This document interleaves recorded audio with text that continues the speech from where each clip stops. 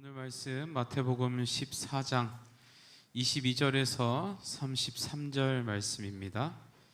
마태복음 14장 22절에서 33절 말씀. 신약 24페이지 정도에 있습니다. 다 친구들 찾으세요. 마태복음 14장 22절에서 33절 말씀. 22절에서 33절 말씀. 자, 우리 한 절씩 교독하시겠습니다. 목사님 먼저 읽고 여러분들도 함께 읽겠습니다. 예수께서 즉시 제자들을 재촉하사 자기가 무리를 보내는 동안에 배를 타고 앞서 건너편으로 가게 하시고,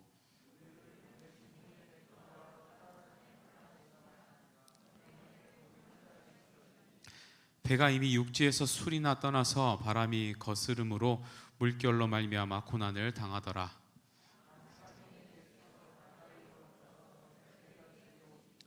제자들이 그가 바다 위로 걸어오심을 보고 놀라 유령이라 하며 무서워하여 소리 지르거늘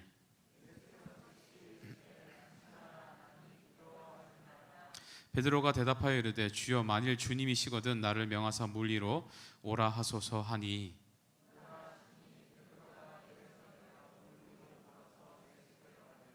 바람을 보고 무서워 빠져가는지라 소리질러 이르되 주여 나를 구원하소서 하니,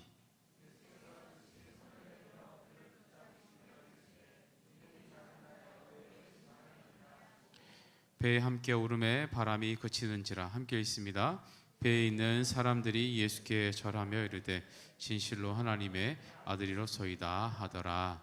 아멘. 우리 시간 우리가 이제 7월이 되었고요. 우리가 여름이 됐습니다. 여름이 되면 항상 여러분들을 설레게 하는 것들이 있는데요. 그게 뭐 휴가도 될 수 있고 여행 가는 것도 될 수 있지만 수련회입니다. 수련회. 목사님이 지난 3년 동안 제일 안타깝고 제일 마음이 아팠던 것 중에 하나가 수련회를 못했다는 거예요. 지난주에 고1이 된 한 학생이 저한테 그런 얘기를 했습니다. 목사님, 가만히 생각해 보니까 3년 전에 저희들이 연합수련회 가서 그때 막 신나게 찬양하고 뛰어놀고 앞에로 막 나가고 난리를 쳤던 게 그게 저희가 마지막이었어요. 그래요. 그때가 자기가 중1이었대요. 근데 중1이었는데 자기가 고1이 됐는데 자기 밑으로 들어온 친구들은 단 한 번도 그런 집회 자리에서 뜨겁게 찬양하면서 손 들고 찬양하고 울면서 기도해 본 적이 없더라고요. 그런데 맞아요. 그러니까 지금 중1부터 중3 친구들은 그런 경험 자체가 없는 거죠. 안타까워요. 왜냐하면 지금 이 시기에만 할 수 있는 것들이 있거든요. 여러분들이 올 여름은 여러분들에게 그런 신선하고 새로운 도전과 기회, 경험이 있는 시간이 될 겁니다. 그 일을 위해서 저희들이 애써서 준비하고 있고요. 지금 여러분들도 기대하시면서 하시면 되겠습니다. 오늘 반별 모임을 하시면 여러분들에게 오늘 들어오시면서 이거 받으셨죠? 주보 사이에 너를 찾아갈게. 요 뒤에 보시면 기도 제목이 있어요. 여러분들 보시면서 기도하시고 어떤 분이 오시는지, 누가 어디를 가는지 이런 거 보시면서 또 주변 친구들한테 요거 보여주면서 오라고 이렇게 얘기를 하시면 좋겠고요. 또 우리 참가 신청서 안내문 요거 받으셨을 거예요. 요거에 따라서 여러분들이 이제 차를 교회에서 보통 어디에 외부로 이동을 하는 경우에는 차를 이제 빌려서 저희가 버스를 타고 가는데, 버스를 타고 갈 때 여러분들 안전하려고 또 혹시나 생길지도 모르는 이 안전사고 때문에 여행자 보험이라는 걸 들어요. 하루짜리. 그래서 여러분들 여행자 보험 들 때는 여러분들 주민등록번호랑 뭐 이런 게 필요합니다. 그러니까 여기에다 꼭 주민등록번호 이렇게 쓰시고요. 그 다음에 이 보면 그 뭐 보호자랑 이렇게 연락처 이렇게 쓰게 돼 있거든요. 그러니까 만약에 사항을 대비해서 어떠한 상황이 생겼을 때 여러분들 부모님한테 연락도 드릴 수 있고 해야 되니까 그렇게 쓰는 것들이 있습니다. 그래서 내용 쭉 읽어보시고 부모님한테 말씀하시고 회비와 함께 이렇게 제출을 하시면 여러분들 저희가 행사 준비하고 가시는데 어려움이 없게 준비가 될 겁니다. 그런 친구 물어보는 친구 있어요. 목사님, 저희는 어디에 가요? 여기 포스터 보시면 여기 우리는 어디 간다고 돼 있어요? 에버랜드 갑니다. 그래서 그날 갈 때 여러분들 만약에 목사님이 진짜 열심히 기도하고 있는데 만약에 비가 온다, 어떡할까? 비가 온다, 어떡할까? 그지, 가야지. 비옷을 입고라도 놀아야지, 그지? 비가 오니까 교회에서 놀자, 괜찮아? 싫어? 바로 태어나잖아요. 보세요, 선생님들. 애들 비옷 입고라도 놉니다, 분명히. 그러니까 여러분들 기대하시고 지금부터 열심히 기도하시면서 여러분들이 그 기대하고 소망하는 만큼 여러분들이 얻어가시는 즐거움이 분명히 있을 겁니다. 우리 행사, 우리 집회, 또 외부 행사 모든 것들 안전하고 즐거운 올 여름이 될 수 있도록 무엇보다 지금까지 경험하지 못했던 영적인 어떤 제목으로 여러분들하고 말씀을 좀 나누어 봤으면 좋겠는데요. 우리가 지난주에 기적에 관한 얘기들을 좀 배웠습니다. 그죠? 그래서 기적을 우리가 그냥 단순히 바라는 것이 중요한 것이 아니라 우리가 그것을 생각하는 사람이 아니라 믿음으로 바라볼 수 있으면 그러한 것들도 우리 삶에 얼마든지 가능하다. 예수님의 기적을 수없이 본 사람들, 제자들조차도 그걸 믿지 못하고 생각하니까 2천만 원 필요합니다 이런 소리 했던 것처럼 보면서 우리가 그런 것들을 생각할 수 있어야 된다. 우리가 믿음이 있어야 된다라는 걸 배웠어요. 그런데 또 기적이 중요한 게 아니라 그 기적을 보고도 믿음이 생기지 않는 것이 더 중요하다라 얘기를 했었고요.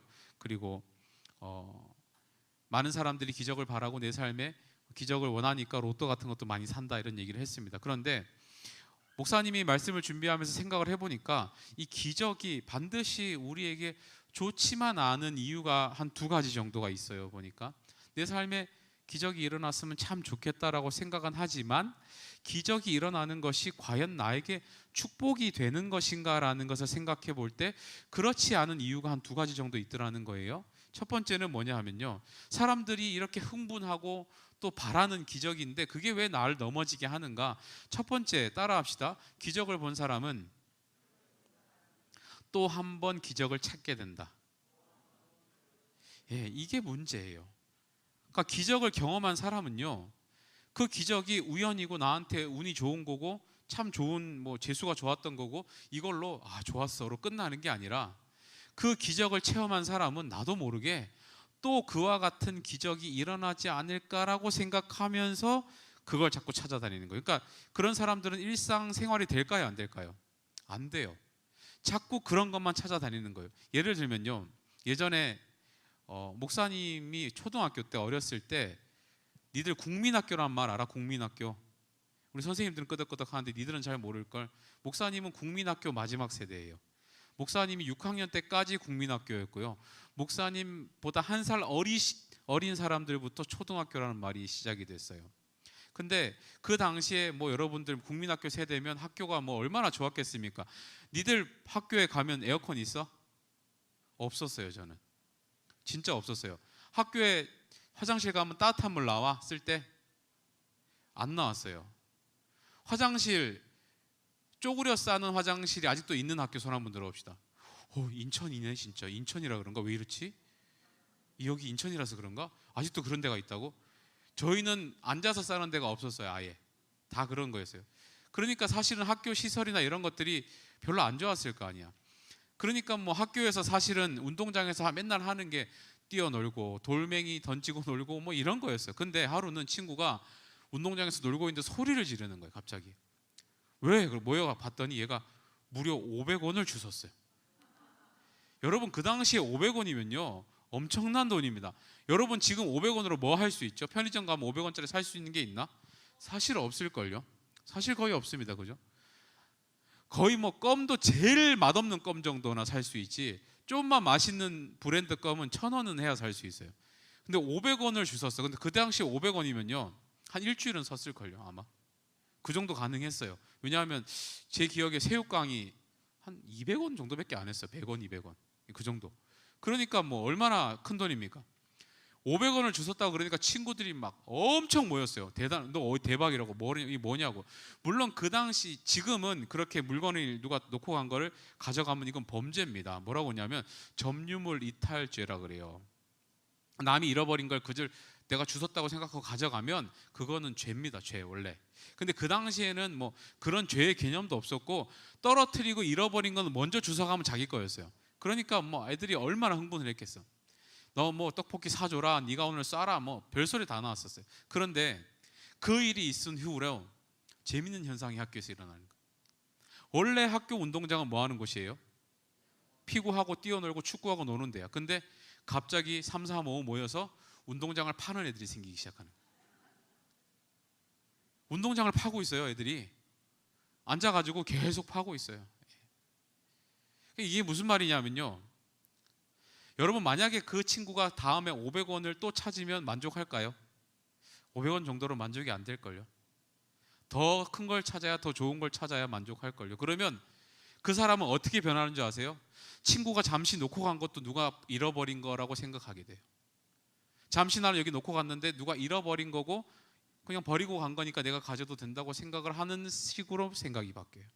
그 운동장은 사람들이 원래 뛰어놀고 건강을 위해서 거기서 열심히 친구들하고 교제하면서 막 이렇게 노는 곳이어야 되는데 500원짜리 줍는 것을 경험한 이 친구와 그 주변 사람들이 뭔가를 더 찾아보려고 학교 운동장에 쪼그려 앉아가지고 땅을 파고 있는 그런 일들이 일어나더라는 거예요.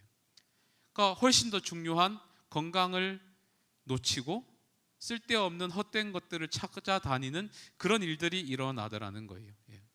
실제로 여러분, 사람들이요, 어느 동네에 뭐가 나온다고 소문이 나면 벌떼같이 달려갑니다. 어디 갯벌에 전복이 나온더라 뭐 이런 하면 막 바글바글해요. 막 그쪽은 막 사람들이 엄청 많습니다. 그러면 사람들이 그거 하나 찾았다고 좋아하고 나중에 갔다 오고 나면 그 동네 사람들이 쓰레기 다 버리고 갔다고 뉴스에서 막 얘기하고 막, 사람들이 뭔가 그렇게 공짜로 얻을 수 있는 막 이런, 우리 흔한 여러분들 표현으로 득템하는 이런 막 일들이 생기면 사람들 막 난리가 나요. 무조건 모여들어요. 씨가 마를 때까지 막 계속 막 찾고 막 그런 사람들 엄청 많잖아요.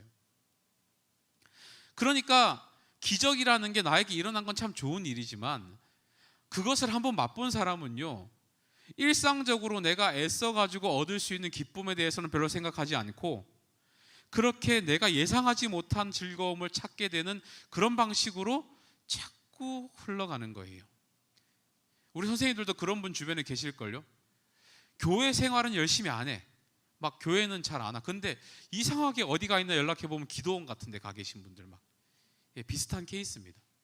일상적인 신앙생활을 통해서도 기쁨을 얻을 수 있는데 그런 기쁨들은 잘 못 누려요. 그리고 뭔가 이렇게 확 특별한 막 뭔가 신령한 것이 날 채워가지고 막 좋아지는 것 같은 그런 느낌 얻기 위해서 막 이쪽 기도원 갔다가 여기 이제 별로면 저쪽 기도원 갔다가 막 어디 기도원이 더 영빨이 좋대더라 하면서 막 가고 막 이런 일들, 그렇게 사람이 변하는 겁니다. 그러니까 기적이 사람을 넘어뜨린다는 게 이런 거예요. 두 번째는 또 뭐가 있냐면요, 그렇게 기적만 쫓아다니는 사람들도 있는 반면에 이런 사람들이 있어요. 기적 자체를 안 믿는 거야. 기적이라는 것 자체를 안 믿는 거예요. 아예 거부하는 거예요. 이런 일들은 있을 수 없고 현대 과학에서는 이거는 뭐 설명도 안 되는 거고 나는 그런 거 생각도 안 한다라고 생각하는 그런 사람들이 있어요. 근데 그래서 받는 손해가 있습니다. 어떤 손해일까요? 가장 분명하고, 예를 들면 구원받는 것 같은 일들. 여러분, 구원은 여러분들이 과학적으로 설명을 할 수 있습니까? 여러분들이 받은 구원을 과학적으로, 저는 이런 과학적인 논리와 논법에 의해서 내가 이런 구원을 받았고 예수님이 피를 한 3리터 정도 흘리셨는데 그 정도면 인류 한 30만 명은 구원이 가능하고 뭐 이런 식으로 과학적으로 설명이 가능합니까? 안 될걸요. 우리가 받은 구원 자체가 이미 기적이에요. 이거는 과학적으로 설명 자체가 안 되는 거예요. 그런데 그런 것 자체를 전혀 안 믿는 사람은 누구만 손해일까요? 본인만 손해예요. 분명히 우리의 삶에 믿음의 영역에서 바라보면 기적이라고 볼 만한 일들이 분명히 일어나는데, 지난주 배웠던 것처럼 오병이어 사건 같은 것들, 그런 것들이 분명히 일어나는데 그거를 믿지 않고 누구만 손해라고요? 자기만 손해보는 거예요. 그런 사람들도 있다는 겁니다. 오늘 우리가 함께 읽은 이 본문은요, 또 기적이에요. 말도 안 되는 기적이에요. 지난주에 소년 도시락, 보리떡 5개와 물고기 2마리로 5,000명을 먹인 것도 말이 안 되는 일이지만 오늘은 그거보다 좀 더 말이 안 되는 사건이 기록되어 있어요. 왜요? 물 위를 걸어갔어요. 물 위를 걸어갔어요. 복음서들은요, 주로 순서대로 기록이 되어 있습니다. 사건 순서대로. 그러니까 이 사건은 지금 이 직전에 뭐가 있었어요? 오병이어의 사건이 일어난 다음에 일어난 일이에요. 이게 오병이어라는 기적이 일어난 그 일 이후에 있었던 일이라는 거예요. 자, 그러면 한번 상상을 해보자고요. 만약에 여러분들이 그 오병이어의 사건이 일어났던 그 현장에 있었다고 생각을 한번 해보자고요. 있었어. 기분이 어떨까? 여러분들이 기분이 어떻겠어요? 막 이 고작 한 사람 먹는 도시락을 가지고 막 모든 사람들이 배불리 먹고 남았어. 막 여러분들이 그걸 보고 있으면 그 마음이 어떨까요? 엄청 흥분이 되겠지. 막 와, 어떻게 이런 일이 있을 수가 있지? 아니, 이게 거짓말이 아니고 내가 먹었다니까? 내가 먹어서 배가 지금 불렀어. 내가 지금 더 못 먹어. 내가 지금 배가 이렇게 불렀다고. 근데 이 음식이 다 어디서 온 거야? 이러면서 막 사람들이 엄청 흥분을 했겠죠. 그러니까 사람들이 뭐라고 생각을 할까? 예수님을 보면서 여러분들이 그런 경험을 했다면, 야, 진짜 우리 인생에 대단한 사람이 나타났다. 우리가 이 사람만 붙잡으면 우리 인생 필 수 있겠다. 심지어 우리가 이 사람만 잘 붙들고 있으면 우리를 괴롭히는 로마와 여러 가지 우리의 이 신앙생활에 여러 가지를 어렵게 만드는 그런 나쁜 사람들로부터 우리를 지켜낼 수 있겠다. 어쩌면 로마랑 붙어도 이 정도 사람이면 이길 수 있지 않을까? 이런 생각들을 하지 않았을까요? 같이 있기만 했는데도 내 배가 부른데 그 사람이 우리의 리더가 되어준다면 우리 인생의 문제 정도는 가볍게 해결할 수 있다라는 생각이 들 수밖에 없는 상황인 거야. 그런데 사람들이 그러한 기대들을 가지고 있을 때, 사람들이 그러한 기대들을 가지고 예수님에 대해서 뭔가를 엄청난 기대를 막 할 때 예수님이 어떻게 행동을 하셨냐면요, 22절하고 23절인데 한번 봅시다. 22절과 23절인데요, 우리 함께 읽어봅니다. 시작. 예수께서 즉시 제자들을 재촉하사 자기가 무리를 보내는 동안에 배를 타고 앞서 건너편으로 가게 하시고 저물매 거기 혼자 계시더니, 자, 여기서 주목할 것, 재촉했다라는 말이에요. 22절에 보시면 재촉하다라는 표현이 있죠. 재촉하다는 게 어떤 거예요? 여러분들 재촉하는 게 어떨 때 재촉을 하죠? 빨리 가야 될 때 막 재촉을 하는 거잖아요. 그러니까 무슨 말이냐면 억지로 보냈다는 거예요. 억지로 제자들을 배를 태웠다는 거예요. 다시 말하면 제자들이 안 가고 싶었다는 거예요. 제자들이 왜 안 가고 싶었을까? 제자들이 왜 배를 타고 싶어 하지 않았고 왜 호수를 건너고 싶지 않았을까요? 왜 건너편에 안 가고 싶었을까요? 이유는 간단하죠. 사람들이 좋아하니까, 사람들이 막 흥분을 했으니까, 사람들이 이 상황에 대해서 막 너무 좋은 얘기만 하고 자기는 고작 예수님 옆에 있었을 뿐인데 저 사람들이 예수님 제자래, 야, 저 사람들도 그러면 대단하지 않을까? 막 이러면서 막 사람들이 막 칭찬하는 거예요. 어떻게 막 그런 일이 일어날 수 있죠? 막 이러면서 막 물어보고 막, 야, 어떻게 예수님이 이렇게 대단하신데 어떻게 따라다니시냐고 그러면 제가 제자예요, 막 이러면서 막 그러지 않았겠냐고요. 그러니까 예수님은, 이 제자들은요 거기를 떠나기 싫은 거예요. 그런데 예수님께서 일부러 재촉해서 그럼 제자들을 이 강 건너편으로 보냈다는 거예요. 왜 그러셨을까? 거기 있으면 좋잖아.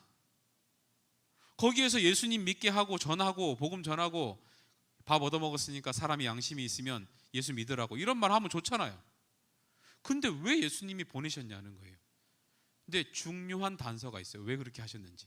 요한복음 6장 14절 15절인데요 우리 화면 보시면서 함께 읽어봅시다. 14절입니다. 시작.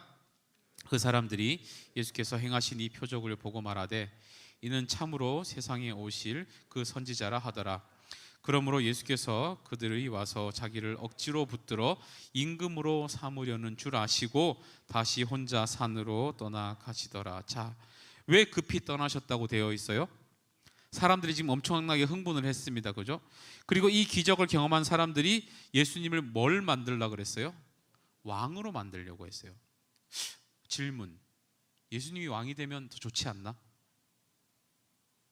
예수님이 왕이 되면 더 좋은 거 아닌가요, 여러분? 여러분 이거 잘 생각하셔야 돼요. 예수님이 왕이 되시면 하나님의 나라가 한 방에 정복되는 거 아니에요? 예수님이 하나님의 나라의 수장이 되셔서 이 이스라엘 민족들과 이스라엘 지역, 온 지역을 통치하기 시작하시면 그걸로 끝나는 거 아니에요? 더 좋은 거 아닌가? 근데 왜 예수님은 왕으로 삼으려는 사람들을 피해서 도망가실까요? 왜 예수님은 그렇게 자기를 환호하는 사람들, 어쩌면 5천 명이 아니라 10,000명, 20,000명이 모여있는 그 자리에서 영광을 받으시고 왕이 되시면 되는데 왜 굳이 그 자리를, 제자들을 급하게 떠나보내시고 본인은 아무도 없는 곳에 가셔서 기도를 하셨을까? 왜 그래야만 했을까요? 잘 생각해 봅시다. 예수님이 지금 두 가지 행동을 하셨습니다. 뭘 하셨다고요? 첫 번째, 그 자리를 떠나가셨습니다. 그죠? 두 번째 뭘 하셨어요? 기도를 하셨어요. 자, 우리가 보통 그 자리를 떠나서 기도할 때는 언제 그렇게 하시나요? 뭔가 위기 상황일 때 그렇게 하죠. 그 상황이 위기일 때 그 상황에서 떠납니다. 그죠? 그리고 뭔가 나에게 어려움이 있을 때 기도하죠. 무슨 말이에요? 예수님께서는 지금 이 상황을 뭐라고 판단하셨다고요? 어떻다고 판단하신 거예요?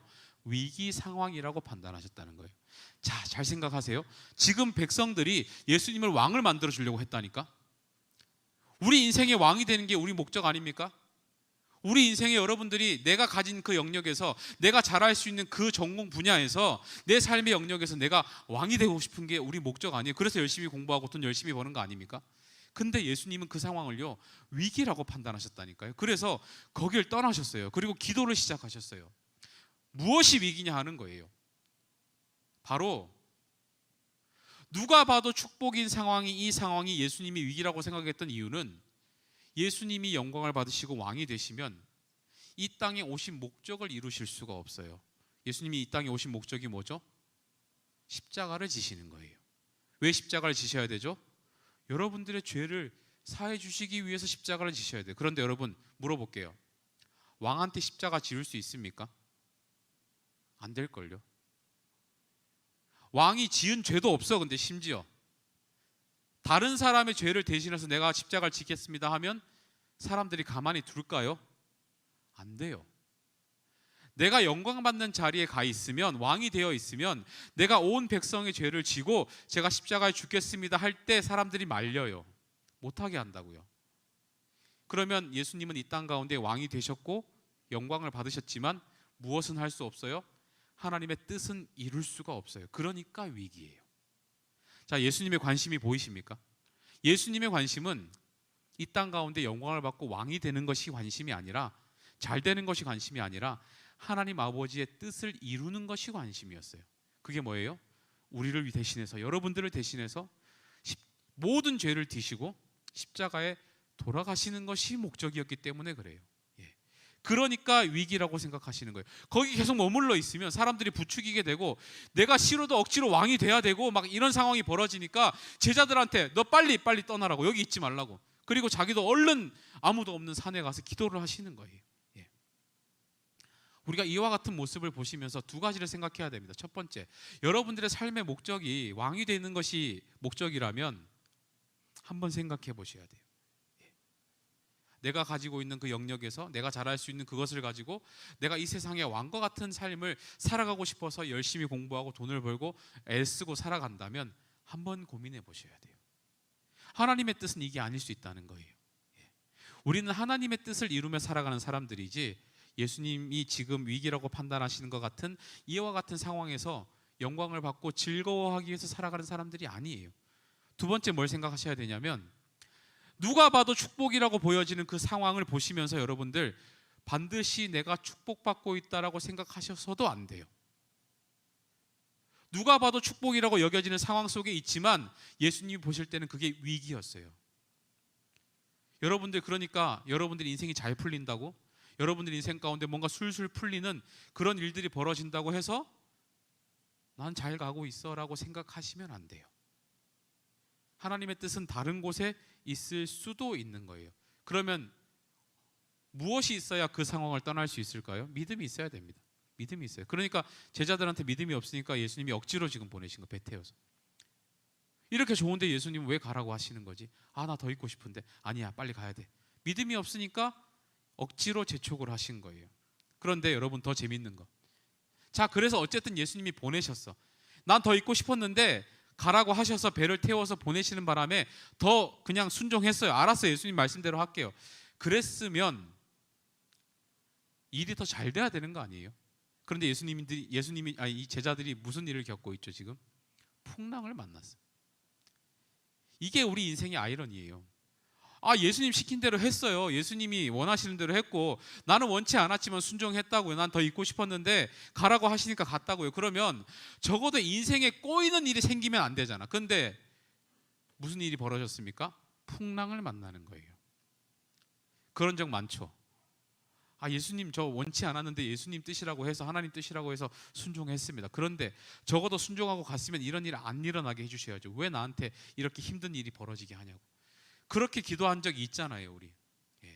심지어 그 풍랑의 정도가요, 얼마나 강도가 셌냐 하면 이 배 위에는 어부 출신 제자들이 꽤 많았습니다. 그런데 어부 출신의 이 베테랑 제자들도 배를 누구보다 잘 다루는 이 사람들조차도 이 풍랑이 감당이 안 될 정도로 강력한 풍랑을 만나는 거예요. 우리 14장 24절인데요. 한번 읽어봅시다. 함께 읽습니다. 시작. 배가 이미 육지에서 술이나 떠나서 바람이 거스름으로 물결로 말미암아 고난을 당하더라. 풍랑이 일어나는데요. 죽을 고생을 하는 거예요. 제자들이 어부가 있어도 감당이 안 돼요. 그러고 나서 정신없이 막 토하는 사람도 있었을 거고 어떡하지 막 이런 사람도 있었을 거고 막 난리가 났는데, 그리고 멀리를 보니까 웬 귀신이 하나 저기서 걸어오는 거예요. 그러니까 더 혼비백산하는 거야. 풍랑은 불지 배는 통제가 안 되지, 배는 부서질 것 같지. 근데 멀리서 보니까 웬 귀신 같은 게 걸어와요. 25절 26절에 이렇게 기록하고 있습니다. 함께 읽습니다. 시작. 밤 사경에 예수께서 바다 위로 걸어서 제자들에게 오시니 제자들이 그가 바다 위로 걸어오심을 보고 놀라 유령이라 하며 무서워하며 소리를 지르거늘. 그러니까 얼마나 정신이 없었으면 이 제자들이 예수님이 귀신으로 보이는 거예요 지금. 여러분, 여기서 밤 사경이라고 기록되어 있는 시간은요, 우리 시간으로 치면 새벽 3시에서 6시 정도 되는 시간입니다. 그러니까 완전 깜깜한 밤이죠. 그러니까 생각해 보세요. 오병이어 사건이 일어나고 나서 깜깜해질 때까지 말씀을 전하고 밤이 돼서 이제 돌려보냅시다 했을 때 밥을 먹인 거잖아요. 그러면 대략 한 7시부터 저녁을 먹였다고 하면 거기 있는 사람들 다 아무리 넉넉하게 밥을 다 줘서 보냈다고 해도 한 10시쯤 됐을 거예요. 그럼 10시쯤 배를 탔다고 하면 지금 몇 시간 정도 지금 이 사람들이 풍랑으로 고생하고 있는 거예요. 최소 못해도 5시간이에요. 길면 8시간 정도를 지금 풍랑에서 고생을 하고 있는, 얼마나 정신이 없었겠어요. 그러니까 예수님이 걸어오는데 이게 귀신처럼 보일 만도 한 거예요. 헛것이 보일 만도 한 거죠. 그런데 중요한 거는요, 예수님이 왜 물을 걸으셨을까? 예수님이 왜 물 위를 걸으셨을까요? 한번 대답해 봅시다. 왜 걸었을까? 뭐라고요? 지금 방금 답이 들렸어요. 뭐가 대답했는데 방금 누가 대답하셨죠? 뭐라고 하셨어요, 선생님? 정답, 박수. 배가 없어서 걸어오신 거예요. 특별한 이유가 있는 게 아니고 제자들이 배를 타고 갔잖아. 없잖아 지금. 예수님만을 위한 배가 없잖아요 지금. 새벽이고 어떡하겠어. 그러니까 걸어오신 거예요. 예수님 정도면 배를 물 위를 걸을 뿐만 아니라 하늘도 날 수 있지 않을까요? 사실은 그게 의심되는 건 아니야. 예수님 정도면 그 정도 하겠죠. 근데 중요한 것은 제자들이 배를 타고 갔기 때문에 배가 없어서 걸어오신 건 맞는데 왜 그렇게 하셨냐는 거예요. 왜? 그리고 예수님께서요, 중요한 것은 자신을 밝히세요. 지금 나라고 밝히세요. 제자들이 하도 유령이라고 무서워하니까. 27절 말씀 함께 봅시다. 함께 읽습니다. 시작. 예수께서 즉시 이르시되 안심하라 나니 두려워하지 말라.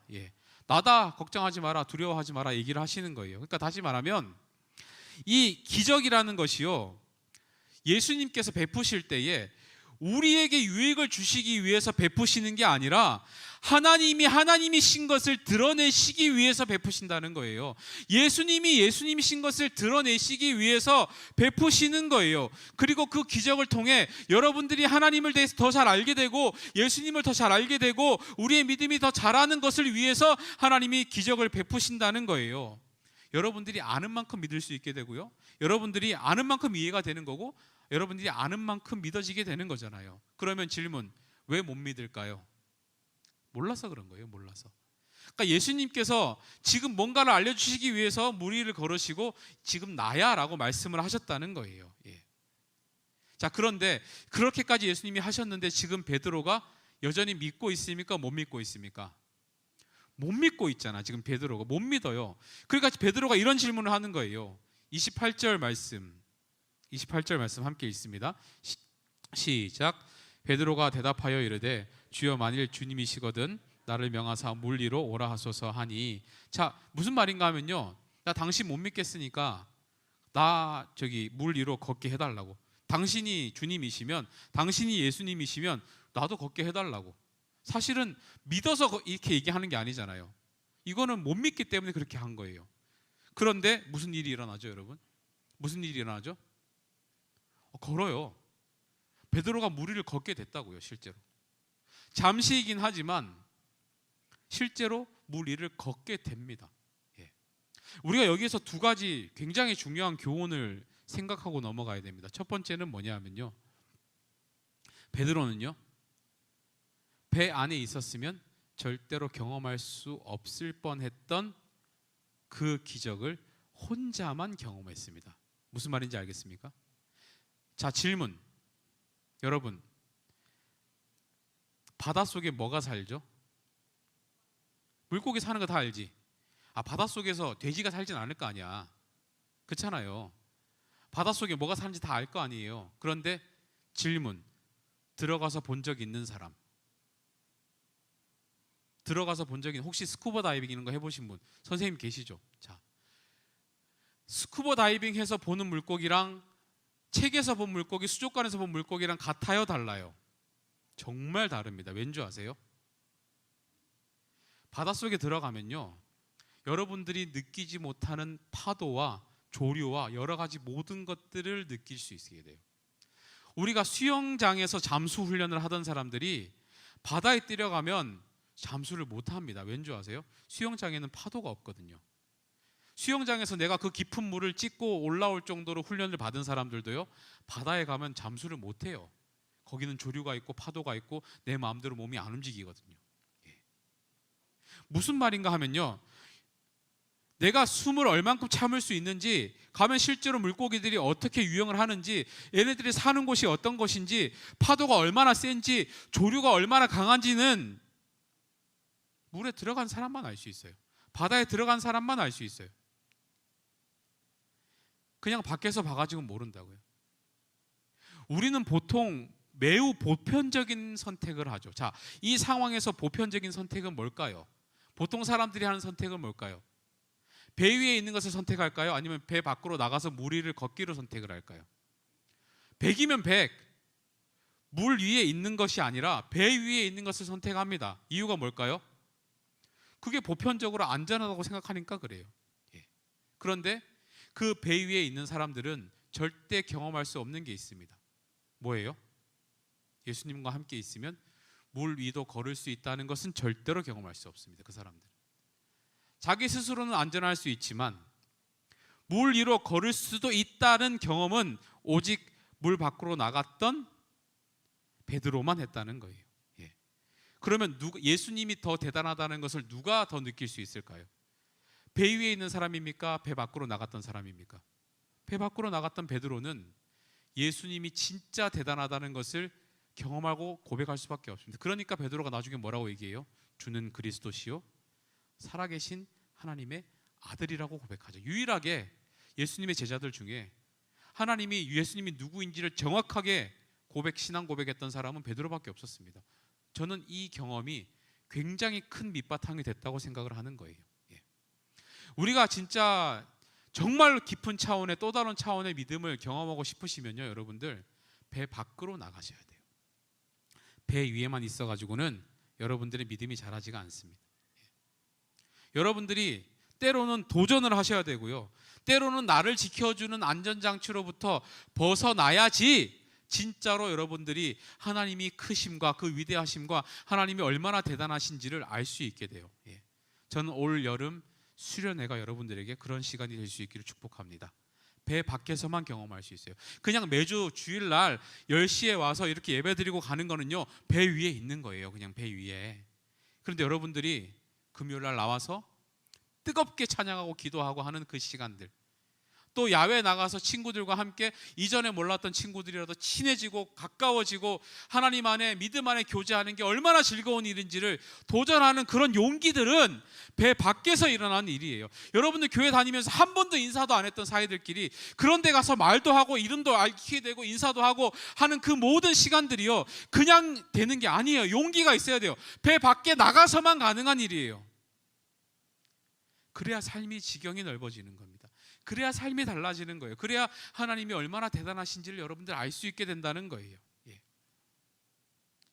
여러분들 배 밖으로 부르실 때 순종할 수 있기를 바랍니다. 올 여름 수련회 진행하실 때 하나님이 여러분들 부르시는 거예요. 내가 너 찾아갈게, 내가 너 부른다, 일로 와라 할 때 여러분들 용기 내서 베드로처럼 발 한 자국 내딜 수 있기를 주님으로 축복합니다. 두 번째 뭐냐 하면요, 물 위를 걷는 기적은요, 내가 무엇을 보고 있는가에 따라서 그 지속성이 결정된다는 거예요.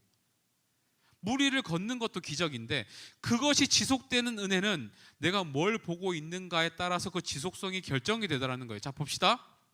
29절하고 30절인데 함께 읽어봅시다. 시작. 오라 하시니 베드로가 배에서 내려 물 위로 걸어서 예수께로 가되 바람을 보고 무서워 빠져가는지라 소리질러 이르되 주여 나를 구원하소서 하니. 자, 베드로가 처음에 물을 걸을 수 있었어요. 그때 누구 보고 있었습니까? 예수께로 가니에요. 누구예요? 예수님을 보고 있었어요. 그런데 점점 물에 빠져갑니다. 점점 물에 빠져가요. 그때는 뭘 봤다고 기록되어 있습니까? 주변에 바람과 풍랑, 파도 이런 걸 보니까 빠지기 시작했다는 거예요. 그러니까 다시 말하면 정리할게요. 여러분들의 삶에 하나님의 은혜가 지속되고 하나님의 역사와 개입이 지속되는 조건이 뭐예요? 여러분들이 뭘 보고 있는가에 따라 결정이 되더라는 거예요. 여러분들이 예수님을 바라보고 예수님께 집중하고 있으면 예수님으로부터 오는 그 기적이 내 삶에 계속 지속이 돼요. 그런데 예수님을 더 이상 보지 않고 주변을 보기 시작하고 다른 조건을 보기 시작하고 무엇보다 나를 보기 시작하면 물에 빠지기 시작하는 거예요. 베드로가 물을 걸었습니까? 안 걸었습니까? 분명히 걸었어요. 그런데 얼마만큼 걸을 수 있었습니까? 예수님을 보는 동안만 걸을 수 있었어요. 여러분들의 뭘 바라보는지, 여러분들이 뭘 보고 있는지가 여러분들의 삶의 은혜의 지속을 결정하더라는 겁니다. 여러분, 우리가 그래서 연습해야 되는 게 뭐냐 하면요, 하늘 보는 연습을 좀 하셔야 돼요. 하늘 보는 연습. 한번 위에 한번 쳐다봅시다. 예. 고개 들고, 여러분들 자꾸 고개 숙이고 있으니까 위에 보라고 한 거예요. 특별한 게 있는 게 아니에요. 하늘 보는 연습을 좀 하셔야 돼요, 여러분들이. 예. 정말로 하나님이 우리에게 어떻게 역사하는지 여러분들 볼 수 있는 눈이 필요해요. 여러분들 정말로 하나님을 보면요, 뭐가 변하냐면요, 여기서 굉장히 중요한 믿음의 전환이 일어나는데요, 정말로 안전한 곳이 어딘지를 하늘 볼 때만 알게 돼요. 제가 질문하겠습니다. 여러분, 배 위에 있는 게 안전합니까? 예수님 옆에 있는 게 안전합니까? 진짜로 그렇게 믿습니까? 그러면 풍랑이 일고 있을 때 예수님 옆으로 가라고 하면 갈 수 있습니까? 여러분 정말로 잘 생각해 보세요. 배 위에 있는 게 안전한가요? 아니면 예수님 옆에 가는 게 안전한가요? 예수님 옆에 가는 게 안전하잖아요. 그런데 믿음이 없으면, 하늘을 안 보면 예수님 옆에 갈 생각조차를 못해요. 상황이 이 지경인데 어떻게 배 밖으로 내려가냐고 막 그렇게 생각하는 거예요. 이 믿음의 전환은요, 우리가 얼마만큼 삶에서 하나님을 바라본 시간에 비례하게 되어 있습니다. 여러분들이 하나님을 계속 바라보고 하나님하고 자꾸 교제하고 믿음 안에 어떤 연습들이 계속 있는 사람들은 배 밖으로 내려가는 게 그렇게 힘들지 않아요. 오라고 하면 갑니다. 왜? 예수님 옆에 있으면 안전하니까. 예수님이 나 물에 빠질 때 베드로처럼 손 잡아 주실 거니까. 그런데 주변만 보는 사람들은요, 절대 배 밖으로 못 나가겠죠. 예. 이 안전에 대한 생각이 바뀌는 것, 이것이 믿음의 역사입니다. 여러분들의 삶이 안전해지고 싶어서 우리가 더 열심히 공부하고 좀 더 안정적으로 살고 싶어서 여러분들 열심히 일하잖아요. 그런데 내 삶의 안전이 어디에서부터 오는가를 생각해 보자는 겁니다. 배 위에 있어서 안전한 게 아니라 예수님이 함께 있어서 안전한 겁니다. 그럼 우리가 더 어떻게 애를 써야 될까요? 예수님 옆에 있으려고 애를 써야 되죠. 예수님 곁이 더 안전한지를 깨닫게 해주는 그것이 믿음이에요. 예. 풍랑 중 배 위에 있는 것이 안전한가? 예수님 배 밖이라도 예수님이 계신 곳이 안전한가? 예. 우리 찬양팀 좀 앞으로 나오실래요? 올 여름 여러분들에게 믿음의 이런 전환이 일어나기를 바랍니다. 여러분들, 우리는요 너무 쉽게 보편적으로 그렇게 생각하는 거예요. 배 위가 안전하지. 그래도 배 위에 있는 게 훨씬 낫지. 그래도 배에서 계속 오래 머물러 있는 게 좀 더 살 확률이 높지. 우리는 너무 쉽게 그렇게 생각을 해요. 그런데 여러분들, 이 사고방식의 전환이 일어나야 돼요. 예수님하고 같이 있는 게 진짜 안전하다고 생각하는 것, 이것은요 여러분, 배 밖에서만 경험할 수 있는 믿음입니다. 배 밖에서만 경험할 수 있어요. 내가 예수님을 바라보는 시간만큼 물 위를 걸을 수 있었다는 경험은 예수님을 배 밖에서만 경험할 수 있는 거예요. 여러분들 올 여름, 이 여름의 수련회와 여러 가지 사역들이요, 정말로 여러분들에게 그런 경험이, 그런 도전이 되는 시간이길 바랍니다. 정말로 배 밖으로 여러분들을 부르실 때 일로 오라고, 여기 와서 같이 기도하고 같이 내 옆에 있으라고 말씀하실 때, 주님 저도 그러고 싶습니다. 저를 불러주십시오. 제가 물 위도 걸을 줄로 믿습니다. 하나님 저와 함께 해달라고. 이렇게 기도하는 그 여러분들의 간절한 목소리에 분명히 하나님께서 응답을 하실 거라는 거예요. 여러분 올 여름 여러분들의 삶의 주인이 바뀌는 은혜가 있기를 바랍니다. 배가 주인이 아니라 예수님이 주인이 돼요. 여러분들이 함께 있는 그것이 진짜 여러분들을 안전하게 할 겁니다. 그 생각의 전환, 믿음의 전환, 믿음의 진일보가 있는 이 여름이 되기를 축복합니다. 이 시간 함께 우리 온 땅의 주인 찬양 함께 하시면서, 나의 삶의 주인은 오직 하나님이시며 나의 모든 믿음을 바꾸시고 전환시키셔서 오늘 이 배 밖에서만 경험할 수 있는 믿음으로 다시 한번 나를 부르실 때, 주님 내가 순종하겠습니다.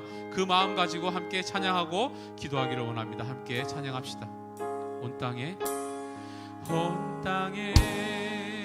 주인 되신 주님이 내 이름 아시며 상한 마음 돌보네. 어둠을 밝히시는 새벽별, 방황하는 내 맘 주의 길 비추네. 나로 인함이 아닌 주가 행하신 일로, 나의 행함이 아닌 오직 주로 인하여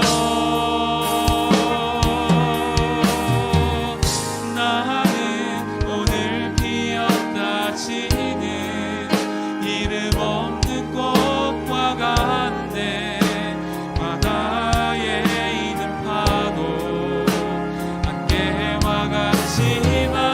주는 나를 붙드시고 부르짖음 부르시며 날 미안하시네.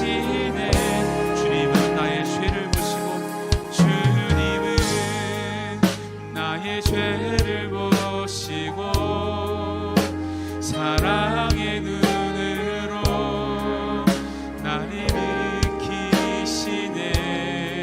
바다를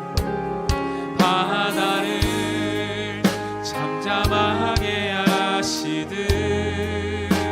내 영혼의 폭풍 고요케 하시네.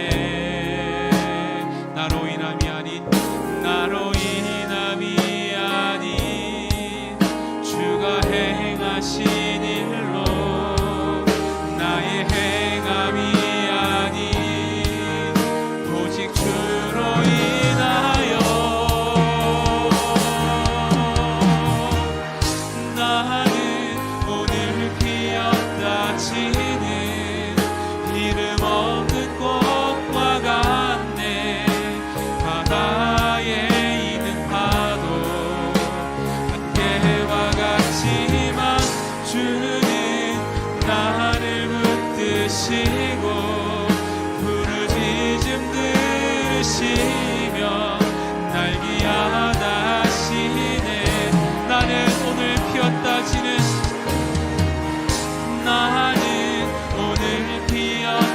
지는 이름 없는 꽃과 같네. 바다에 있는 파도 안개와 같지만 주는 나를 붙드시며 부르짖음 들으시며 날 기하다시. 우리 마음과 함께 고백합시다. 나 오직 주의 것, 나 오직 주의 것, 나 오직 주의 것, 나 오직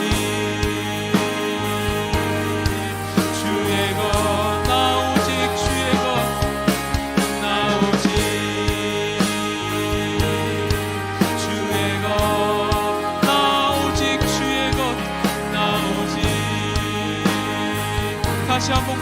선포합니다. 나 오직 주의 것, 나 오직 주의 것, 나 오직 주의 것 믿음으로 선포합니다. 나 오직 주의 것, 나 오직 주의 것, 나 오직 주의 것.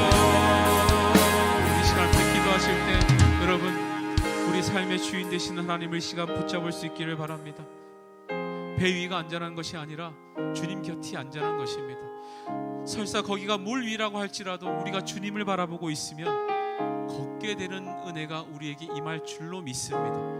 올여름 하나님께서 여러분들을 배 밖으로 불러내실 때에 내가 안전하다고 생각하는 그것을 벗어나서 하나님께서 여러분들에게 도전하시고 배 밖으로 불러내실 때에 여러분들 순종하며 나아가시고 그 초청에 아멘으로 여러분 응답하시고 하나님 곁이, 주님 곁이 가장 안전하다는 것을 하나님, 내가 이번 여름을 통하여 이 수련을 통하여 경험할 수 있게 하여 주시옵소서. 내 목 놓아 하나님을 부르고 찬양하는 그 새로운 경험의 자리로 하나님 나를 다시 한번 불러 주시옵소서. 이 시간 주의 이름 간절히 붙이고 통성으로 기도합시다. 기도합니다. 주여,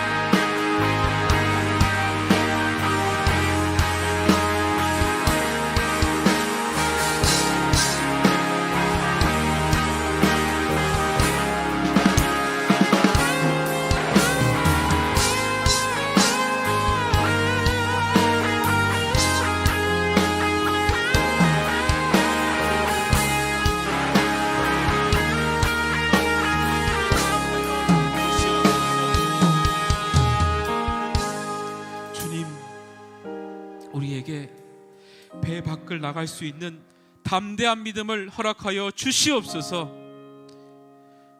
배 안이 안전한 것이 아니라 주님께서 함께 하시는 것이 안전한 것이고 주님께서 내 손잡아 주시는 것이 안전하다는 것을 이 여름을 통하여 우리가 경험할 수 있게 도와주시옵소서. 하나님, 우리의 삶에도 이 갈릴리 호수에서 불었던 그 풍랑보다 힘든 순간들이 있습니다. 하나님, 우리가 코로나라는 풍랑을 만났고 여러 가지 온갖 종류의 위기를 만났습니다. 하지만 하나님, 그러한 풍랑보다 더 위험한 것은 그 풍랑이 두려워서 내 스스로가 안전하다고 생각하는 그곳에서 벗어나지 못하고 현장 예배도 사모하지 못하고 하나님의 은혜가 역사하는 곳을 바라보지 못하고 위축된 채 살아가는 우리의 마음이 더 문제입니다. 하나님, 어디가 더 안전한지를 하나님 가르쳐 주시옵소서. 배 위에 있는 것이 안전한지 하나님 곁에 있는 것이 안전한지, 하나님, 우리가 주님 곁이 가장 안전한 것을 이 여름을 통하여 정말로 경험하고 믿게 도와주시옵소서. 주님, 그곳이 배밖이라도 주님께서 오라고 하시면 용기 내어서 우리의 발을 물 위에 내디딜 수 있는 그 믿음의 도약이 이 여름 수련을 통하여 충만하게 우리 모든 10대들과 교사들의 인생 가운데 충만하게 역사하게 도와주시옵소서.